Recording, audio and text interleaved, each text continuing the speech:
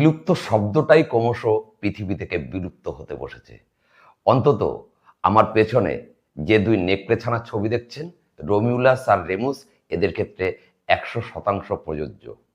নরম খেলনার মতো দুই নেকড়েছানা, যে প্রজাতির বলে তার স্রষ্টাদের দাবি, তারা আজ থেকে 12,500 বছর আগে পৃথিবী থেকে বিলুপ্ত হয়ে গেছে। কিন্তু বিজ্ঞান পারে না এমন কোনো কাজ নেই।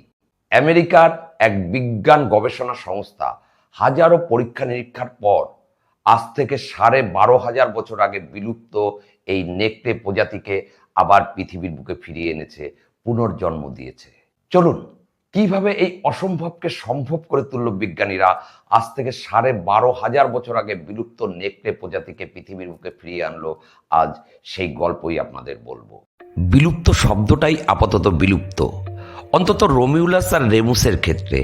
সাদা নরম খেলনার মতো এই দুই নেকড়ে ছানা, যে প্রজাতির নেকড়ে বলে তাদের স্রষ্টাদের দাবি, সেই ডায়ার উলফ পৃথিবী থেকে মুছে গিয়েছিল প্রায় 12,500 বছর আগে।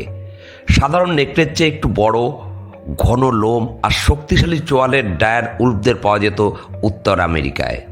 আর এখন দেখা যায় শুধুমাত্র গেম অফ থ্রোনসের মতো টিভি সিরিজে। তখন ধীরে ধীরে গলতে শুরু করেছে বরফ। কয়েক যুগ ধরে ছড়িয়ে থাকা সাদা চাদর ক্রমেই ছোট হচ্ছে। ঘাস, শুধু ঘাস, আর ছোট ছোট গাছপালায় সবুজের বিস্তার। মানুষ তখন শিকারী খাদ্য সংগ্রাহক। ছোট ছোট দল বেঁধে তারা থাকত।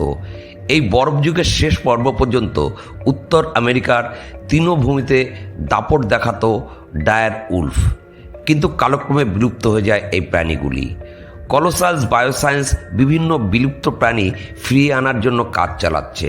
এই সংস্থার বিজ্ঞানীরাই জেনেটিক ইঞ্জিনিয়ারিংয়ের মাধ্যমে 3টি নেকড়ে শাবকের জন্মের কথা জানিয়েছেন, যাদের সঙ্গে ডায়ার উলফের সাদৃশ্য রয়েছে। শাবকগুলির বয়স এখন 3 থেকে 6 মাসের মধ্যে, কিন্তু এর মধ্যেই শাবকগুলির ওজন প্রায় 80 পাউন্ড।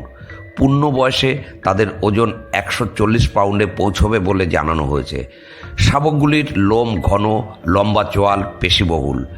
ডায়ার উলফের নিকটতম আত্মীয় হল বর্তমান যুগের ধূসর নেকড়ে বা গ্রে উলফ। তবে এদের তুলনায় ওই প্রাগৈতিহাসিক প্রাণী ছিল অনেকটাই বড়সড়। তবে কি আবার উত্তর আমেরিকার তৃণভূমিতে দাপট দেখাবে ডায়ার উলফ? অন্যান্য বিজ্ঞানীরা অবশ্য এমন কোনো সম্ভাবনা দেখছেন না। ইউনিভার্সিটি অফ বাফেলোর বায়োলজিস্ট ভিনসেন্ট লিন্স বলেছেন, এখন অন্য কারো মতো তৈরি করা যেতে পারে, কিন্তু কোনো বিলুপ্ত প্রজাতিকে সম্পূর্ণভাবে ফিরিয়ে আনা একদমই সম্ভব নয়। কলোসালের বিজ্ঞানীরা প্রাচীন জীবাশ্ম ডিএনএ বিশ্লেষণ করে ডায়ার উলফের নির্দিষ্ট বৈশিষ্ট্যগুলি সম্পর্কে জানতে পারেন। ওহিওতে খুঁজে পাওয়া 13,000 বছর আগের এই প্রাণীর দাঁত ও ইদাহোতে প্রায় 72,000 বছর আগের মাথার খুলি পরীক্ষা করে দেখা হয়। তারপর বিজ্ঞানীরা এখনকার আধুনিক একটি ডায়ার উলফের নিকটতম আত্মীয়ের জীবন্ত ধূসর নেকড়ের রক্তকণিকা সংগ্রহ করেন। তারপর জিন এডিটিং প্রযুক্তির মাধ্যমে ওই রক্তকোষের 20টি ভিন্ন ভিন্ন জায়গায় সংশোধন করেন।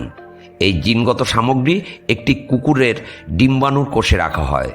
গৃহপালিত কুকুরকেই সারাগট হিসাবে ব্যবহার করা হয়।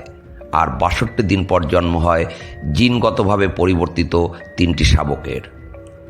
ডায়ার উলফের সঙ্গে শাবকগুলির চেহারার মিল থাকলেও আচরণ কখনো একই হবে না বলে জানিয়েছেন কলোসালের chief animal care Matt James.